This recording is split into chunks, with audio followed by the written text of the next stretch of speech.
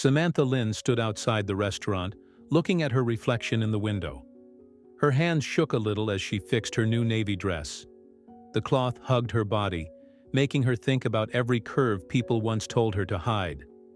Her long blonde hair was curled and tucked behind one ear. She even wore lipstick, something she almost never did. It had been 3 years since her last date. 3 years since her breakup that made her doubt herself. But tonight, she wanted to try again. A blind date, a small chance that someone might see who she really was. The host greeted her kindly and showed her to a small corner table with a candle. She sat down, holding her hands tight in her lap so she wouldn't fidget. The restaurant felt warm, with soft music and the sound of glasses. A couple laughed nearby and a family talked 2 tables away. Then she saw him, Mike. He was tall, wearing a white shirt and jeans. He looked handsome, and her stomach tightened, not from attraction but from nerves. She waved shyly. He stopped when he saw her. His face changed. He walked slowly to the table, his steps heavy. When he reached her, he looked at her body from head to toe. His lips twisted. "I thought you said you were curvy," he said loudly so others could hear. "I was expecting smaller." Samantha's smile disappeared. Her throat closed.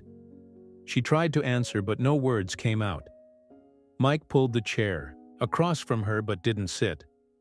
Instead, he looked around, then said even louder, "Do they charge extra for someone who might eat the whole menu?" A few forks dropped. Someone gasped. Samantha's face turned red. A woman at the next table gave her a kind look. A man shook his head at Mike. Samantha stood up quickly, almost spilling her water. Her chest hurt with shame, anger, and sadness. She grabbed her purse and headed for the door, trying not to cry. But before she could leave, a voice stopped her. Calm, deep, steady. "Don't let someone like that make you doubt your worth." She turned. A man from the next table stood. He wore a gray blazer and open shirt. His dark hair was a little messy, but his eyes were sharp. Not pity, but fire. He stepped forward, not blocking her, but making sure she didn't walk out with her head down. Before she could reply, he turned to Mike, who still stood there smugly. The restaurant went quiet. "Being cruel isn't clever," the man said, his voice calm but strong. "It's cowardly, and everyone here sees it." Mike blinked. Mark, the stranger, didn't move. Silence filled the room. Then someone whispered, "Good for him." Mike's face turned red. He muttered something, then stormed out. People watched him leave with disgust. Mark turned back to Samantha. "You okay?" he asked softly. She hesitated, then nodded. He pointed to her table. "May I sit with you? Just dinner, nothing else." Her heart still raced, but something in his voice calmed her. She nodded slowly. Mark pulled out her chair, waited until she sat, then sat across from her. The candlelight flickered between them. She avoided his eyes, holding her napkin. He didn't push. He asked the waiter, "Can we get a new setting here?" "And 2 glasses of red, something soft." The waiter nodded and cleared Mike's things. A quiet moment passed until Samantha whispered, "You didn't have to do that." "I know," Mark said, "but I wanted to. No one should leave a place feeling smaller than when they came in." She gave a sad laugh. "That's funny, because that's why he left." Mark tilted his head. "Why?" "Because I wasn't small enough." Mark shook his head. "He walked out because he's small, not you." The wine arrived. Samantha sipped, feeling the knot in her stomach slowly fade. Mark opened the menu. "I don't know about you, but I'm starving. Let's order real food. No judgment." She nodded. "Okay." They ordered. Pasta for her, steak for him. As they waited, the air between them grew warmer. Not romantic, not yet. Just human. Mark smiled slightly. "I wasn't always calm in moments like that." "Really?" Samantha asked. "First year of college, I asked a girl out. I thought it was going well, until I heard her tell her friends she only said yes to see if I could fit in the theater seats. Samantha winced. That's terrible. It was, he said. I stopped dating for a long time. Thought I was the problem. What changed? She asked. He ran his finger along the glass. A book, actually. I went into a used bookstore one day. The woman gave me a book and said, "This one's waiting for you." It was a romance novel. The Garden. In the Fog. Ever heard of it? Samantha froze. She had. She had written it, Mark went on, not noticing. That book wasn't just about love. It was about forgiving yourself. About not apologizing for the space you take up in the world. She carefully set down her glass. I remember one line, Mark said softly. You are not less worthy just because someone else couldn't carry your weight with kindness. It hit me hard. Samantha's lips curved in a small smile. She knew that line. She had written it. That's a beautiful line, she said. You think so? He asked, surprised. I know, she whispered. He leaned back, watching her. Funny. I never thought I'd meet someone who understood me like that book did. Samantha met his eyes. Sometimes words find us before people do. They held each other's gaze until the food arrived. For the first time in years, Samantha ate without apology. The food was good, but the company better. They talked about books, childhood, and always feeling like outsiders. Mark shared how reading was his safe place. Samantha admitted she once wrote stories for imaginary people who would never laugh at her. When dessert was offered, they both said no, not because they were full, but because they didn't want to break the flow of their talk. When the check came, Mark waved it away. My treat, Mark said, for the courage it took just to show up tonight. Samantha gave him a small, thankful smile. For the first time in years, she left a restaurant not wishing to hide, but believing that maybe someone had finally seen her. The bell above the bookstore door rang softly as Samantha walked inside. The smell of paper and old wood felt like a warm hug. This store had always been her safe place. Before the world knew Amelia Rose, before the late-night writing and the letters from readers, here she was simply Samantha Lynn, a girl who loved stories. She walked past new books, past the romance aisle. Her eyes caught a glimpse of The Garden in the Fog, her own novel, half hidden behind a bestseller. She still found it hard to believe her private pain had turned into words that mattered to others. Then she saw him, Mark. He stood across the aisle with a book in hand. His brow was furrowed as he turned the pages with quiet respect. He hadn't seen her yet. Samantha held her breath and started to turn away, but then he spoke. This author, he said softly, almost to himself, she writes like she has lived, through every heartbreak but still found a way to love people. Samantha froze. He turned, saw her, and his face lit with warmth. Samantha, she smiled nervously. Hi. He held up the book. The name Amelia Rose shone in gold. You know this one? I might have heard of it, she said, trying not to blush. He smiled. I've read it 3 times. Whenever I feel trapped, I go back to it. The way she writes, it feels like she understands me. I've never met her, but she gets it. Samantha's heart pounded. Maybe you will meet her someday. That would be something, he said with a smile. They stood in silence, surrounded by shelves of strangers' stories, yet not feeling alone. Coffee? He asked. She nodded. They walked to the bookstore cafe. Soft jazz played and warm. Light glowed from copper lamps. No candles, no pressure. Just coffee and conversation. They talked about books. Samantha suggested hidden gems. Mark spoke about the first book that made him cry. They talked about loneliness, not the dramatic kind, but the quiet ache of feeling too much or not enough. People think loneliness means being alone, Mark said. But I think it's being unseen.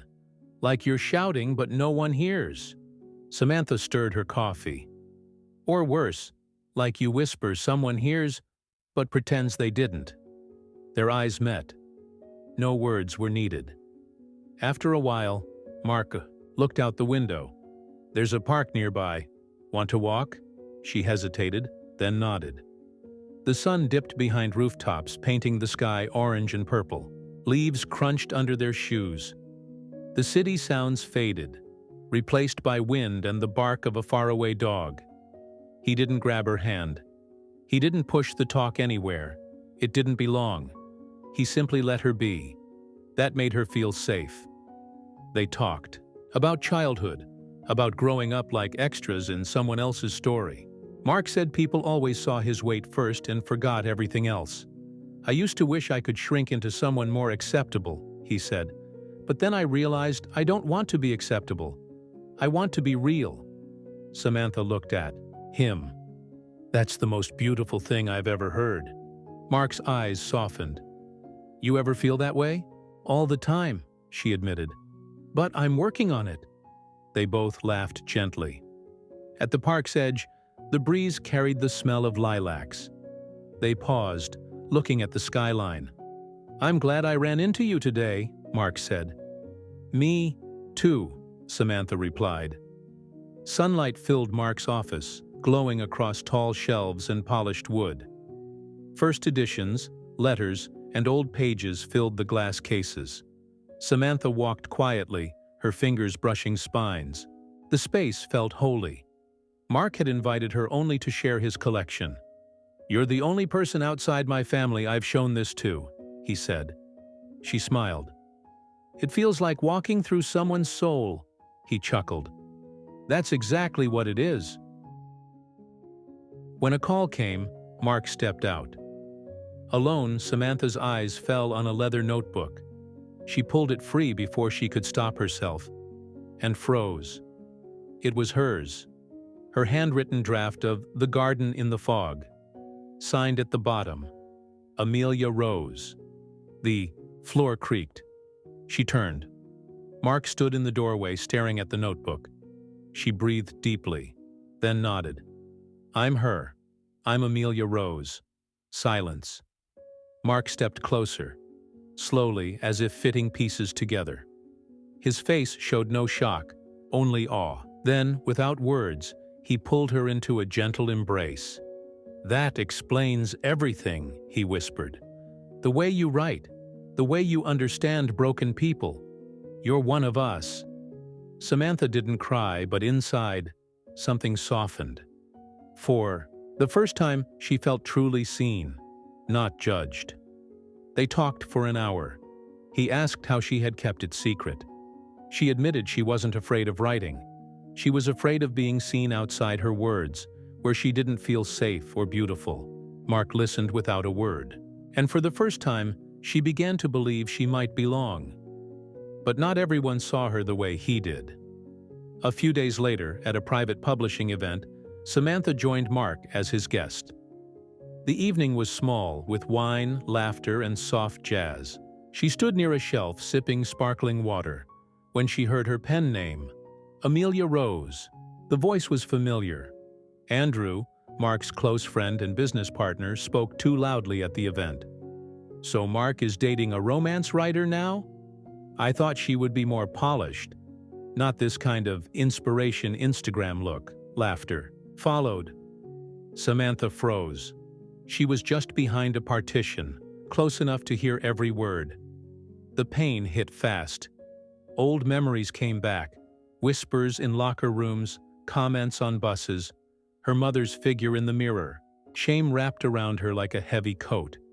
She quietly set down her glass and walked out. Mark found her minutes later. I heard, he said, his voice tight. She didn't ask how. His face showed it. I told him to stop. If he ever speaks about you like that again. It's not just him, she cut in. It's the world, Mark. It's always been the world. He reached for her hand. Then let's change the world. Her eyes filled, not with anger, but with deep tiredness. You've been kind, too kind. But I'm not ready to be part of someone else's world when I haven't owned mine yet. Mark opened his mouth, but she shook her head. I need space. To see if I can still be myself when people are looking. That night, she sent him a message. You are everything I never thought I'd find. But I need to walk alone for a while. Not because I don't care, but because I finally do. About myself. She signed it, not as Amelia Rose, but simply Samantha. The next day, she deleted all her social media. She didn't explain. She didn't announce. She just disappeared. From the world that thought it knew her. No more updates, no more interviews, no more advice about love from someone still learning to love herself. In the silence, she turned inward. She began waking early before sunrise. Mornings became sacred. She tied her blonde hair into a messy bun, laced her old shoes, and stepped into the quiet dawn. At first, running hurt. Her legs ached, her chest burned, and she gasped for breath. But she kept going. Not to be smaller, not to look better, not to prove anything. Only because her body deserved to move for her, not for anyone else. She started journaling too. Just one line each night. Honest, simple, raw. I cried today, but I still made my bed. I didn't cancel. On myself this morning, I stood up after I fell. That's a victory. Day by day, she pieced herself back together. Not with big changes, but with small choices. She cooked meals that made her feel strong. She joined a yoga class where no one cared if she touched her toes. She stopped writing. For others. For the first time, she wrote only for herself. Pages filled with words no one else would see. Words that didn't need to be beautiful to matter. And somehow, they were beautiful. Mark never pushed. He didn't send long messages or beg for answers. Instead, each morning she woke to a short note from him. Sometimes funny, sometimes thoughtful, always gentle. Wherever you walk, may your steps feel lighter this week. The moon has been quiet. Maybe she's waiting for your voice. If the world feels loud today, remember, you are allowed to silence it. Samantha never replied, but she read them all. Sometimes she smiled, sometimes she cried, sometimes she pressed the phone to her chest, as if his kindness could sink into her bones. He didn't know how much it meant. Or maybe he did. Once or twice a week, Mark returned to the cafe where they had first shared long talks and cold coffee. He always sat at the same table by the window, with a book, though he rarely read. Sometimes he saw her. She would stop in for a new novel or tea. She never noticed him, but he noticed her, standing taller, smiling more, shining from something inside. And he smiled too, knowing this was not his moment to step in. It was hers. One Sunday morning, Mark went for a walk in the park near the cafe. Mark often walked near the park now, hoping, though he never said it out loud, that he might see her. And then one day, there she was. Samantha was running. Her breathing was steady, her steps strong. Music played in her earbuds. Mark kept his distance, walking on a path beside hers, unseen. Then she tripped. One sharp step on a broken edge of sidewalk, and she fell hard. Her palm scraped the gravel, her knee hit the ground. Mark stopped, his chest tight. Instinct took over, and he started running toward her. But before he reached her, Samantha sat up slowly, wincing. She looked at her bleeding knee, brushed dirt off her hands, and pulled out a small cloth to clean the wound. Then she stood, unsteady at first, then firm. And she kept running. Mark froze. His chest felt full. She hadn't seen him. She didn't need to. He sat on a bench and whispered to himself, "She doesn't need saving. She's saving herself." In that moment, Mark understood something new. He loved her. Not for who she was with him, but for who she had become without him. 3 months later, the city was warm with late spring sunlight. Inside a downtown book hall, rows of chairs and tables waited. People arrived with excitement. Readers, editors, young women holding books that had once carried them through heartbreak. They were all there for one reason. Amelia Rose was finally appearing in public. For years she had been a mystery, her identity hidden. But today, for her new book launch, she would step into the light. Then she came out. Samantha Lynn. Her golden hair was pulled back in a simple ponytail. She wore a white dress with clean lines. Nothing flashy. She looked lighter, not just in body, but in spirit. She looked like someone who had let go of heavy things that were never hers to carry. The room grew still. A few whispered. A woman gasped softly. Samantha stepped to the microphone. Her voice was calm, lived in, steady. "Hello," she said. "My name is Samantha Lynn. Many of you know me as Amelia Rose."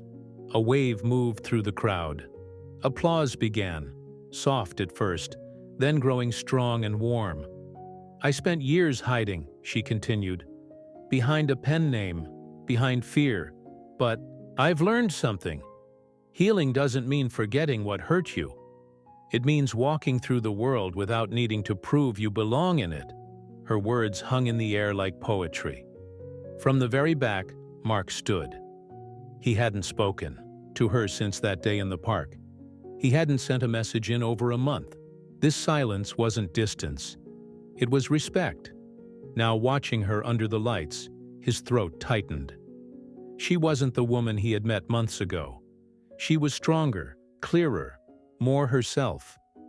And he realized how beautiful it was to see someone become who they were meant to be. The crowd murmured as they matched her face to the photo on the book cover. Mark said nothing. He only watched. And when her eyes searched the room, they met his for a second. It was enough. She smiled, not surprised, but knowing. She didn't need anyone to prove her worth anymore. She had done that herself. After her speech, Samantha sat at a signing table. A long line of readers formed. Some brought worn copies of her older books. Others carried the glossy new one. She smiled at each person and gave every signature her full care. For the first time, there was no barrier between her and her readers. A woman in her 50s stepped forward, voice shaking. "I read your books during chemo," she said. "They reminded me I was still human, still worthy of love." Samantha took her hands. "You still are," she said gently. "You always were." Next came a teenage girl with green hair and chipped black nail polish. She looked shy, almost ashamed. "Your second book? I read it after a breakup," she whispered. "I was going to stop writing, but you made me want to try again." Samantha signed her copy and added a note. "Keep writing. The world needs your voice." Each story shared at that table carried the same truth. Her words had not only entertained, they had healed. As the line thinned, the event host returned to the stage. "Before we end," she said, "Samantha has agreed to read from her newest book." Samantha rose again. She walked to the podium with the calm of someone who had survived storms and learned to stand tall. She opened the book to a marked page and took a breath. Then she read, "They may laugh at your weight, at your scars, at the chapters of your life they never cared to read. But they can never laugh loud enough to silence the voice of someone who stood back up, someone who kept walking. Because rising from pain, that is a kind of beauty they will never understand."